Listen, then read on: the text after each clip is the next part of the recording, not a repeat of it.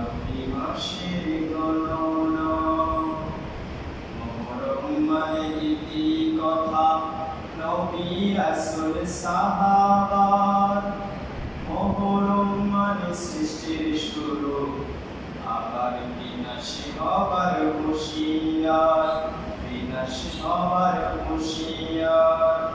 মুহররম মানে ঐতিহাসিক কত ঘটনা মুহররম মানে আনন্দ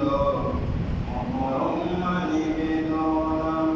মুহররম মানে বর্ষা শুরু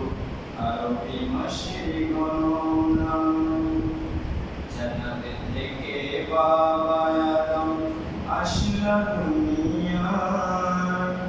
নূর নবীজির কুরবানি ইমাম হোসেন কে কারবালা